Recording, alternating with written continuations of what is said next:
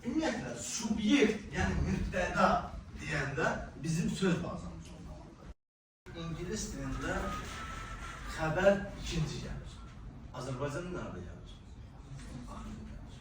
Feil bazamız olmalıdır. Bir dənə də xurcumuz, hissəmiz əlavə olmalıdır. Orada da bizim feil bazamız.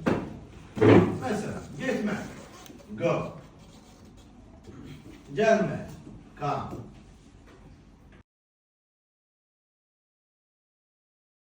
Və sonra da object. Object, məsələn, object bilirsiniz nə, yəni obyekt. Var hərəkətin mübtədası, mübtədə icra edir. Nəyin üzərində icra edir? Obyektin. Hərəkətin icraçısı, hərəkət və icra olunan obyekt. Məsələn deyək, I go home. You come here. We live, yer zərfi verək. In Baku. They like books. My friends stay at home. The books look old. Bu da bizim obyektimiz. Bir de Azərbaycanla İngilis dilini müqayisələyin görün. Nə fərq görə bilirsiniz? Mən evə gedirəm. Şəkilçi var.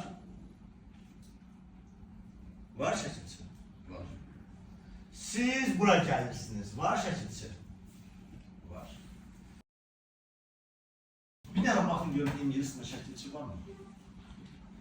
Feilin sonunda. Düzdür. İngilis dilində də müəyyən şəkilçilər var. Bunlara tam şəkilçi deməyə bilər. Bunlar pattern, hissəciklərdir. Hissəciklərlə formalaşır. Az sayda şəkilçi var. Şəkilçi dildə həmişə çətin. Dünyanın ən çətin qrammatikası hansı? Dilin qrammatikası. Rus dili. Ən çətin qrammatikası Rus dili. Çünki cinslər var. Jenski rod, muskoy rod, sredni rod. Hər sözün öz sonluğu, cinsə görə sonluğu var. Şəkilçinin dillər ümumiyyətlə həmişə çətin olur. Amma İngilis dili şəkilçinin dil deyil. Analoji sürprizdir, kökdən dəyişildir. Bunlara adaptasiya olmaq lazımdır. Yəni öz dilimizlə bir fərqləndirin. Fərqləndirin, görün. Bizim dil, yəni ana dilimiz olduğuna görə, kənardan baxın. Bizim dil çətindir, yoxsa İngilis dili? Bizdə görürsünüz, hamısında sonluqlar var, şəkilçilər var.